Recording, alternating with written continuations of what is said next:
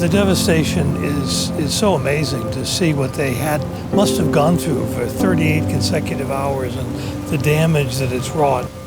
It's a devastation. It's very chaotic. There's all kinds of information coming out of the Bahamas. I think it was pretty evident when we saw what was going on with Dorian that this was going to be a long, long recovery and that people were going to need help for an extended period of time. These are our friends, these are our neighbors, and so if we can help them in a little way, our people are really anxious to do so. It's a very logistically challenging operation. I mean, the great news is that's what we do. We've been doing it for many, many decades, arranging, managing, moving these huge ships with supply chains and fuel and food and people. So in many ways, it's something that we can apply all of our expertise, knowledge and wisdom and a lot of very capable people. One of the things that we all realized as a company is it was really important to feed everyone because they had no access to cooking equipment, food, I mean everything. It was mass destruction. For the first 2 days, we had to deliver tens of thousands of meals by tender, which meant that the crew was actually stacking thousands of meals onto tender boats. The government provided tugboats, and we were transferring stuff boat to boat and then pulling into a harbor and then offloading. So it was very difficult logistics-wise. 7, 8, 9, one more. The reaction was overwhelming. You guys have been great, honestly. It's our pleasure. From the moment that we stepped off the ship, we were greeted with hugs, with thank yous. I talked to a lot of people that literally broke down in tears.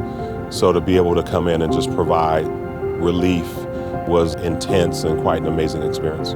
Logistically, it can be quite challenging to have a meeting where you're asked or sort of told, we need to get at least 10,000 portions of food to the Bahamas within 24 hours.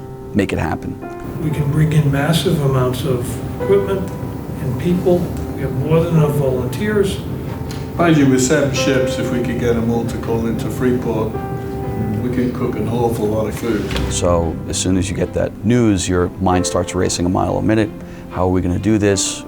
How many people is it going to take? Where are we going to get the food from? What's the menu going to be? And things like that. When we first heard the news, we were really glad the Empress of the Seas was chosen to be able to go and assist. And it all came so fast that we had to create 10,000 meals within a matter of a few hours. So we divided people throughout the entire night to work. We divided people by also the stations in the galley. And again, how much was going to be achieved, who was going to make how much, so that we could actually get through this.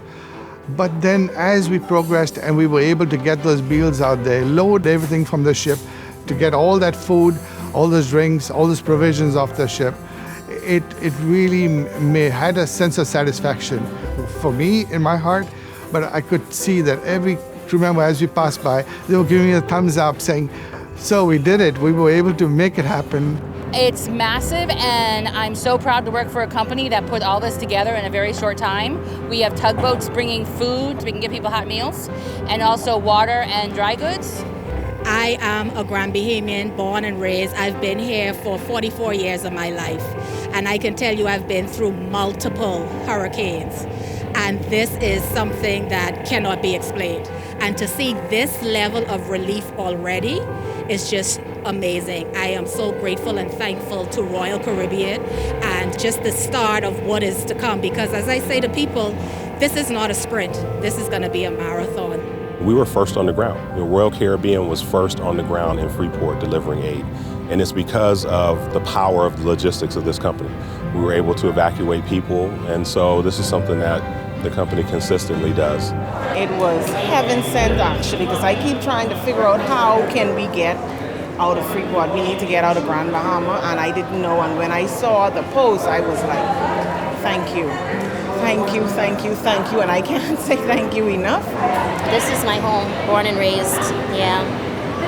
And nothing looks the same. Like everything that you know is like gone, you know, and I don't really know how we're gonna get back from this.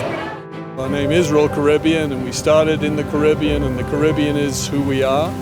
And I think it's somewhere so special for Royal Caribbean. It's who we are. So we need to help out as much as we possibly can. What I know about how our crew reacted to this was as they react to so many things that our company does, and it was with a tremendous amount of pride. The fact that they were able to help was really important to them. This is what makes me so proud to work here and has made me so proud to work here for 35 years. It's just they did it because they wanted to. They knew it was the right thing, and it was their way of being able to help and support our neighbors and fellow citizens of the planet that needed our help. Our people are so passionate, so dedicated. I love what they do, and I'm just so proud of what they do every day, but I'm especially proud when they're called to do that extra special stuff.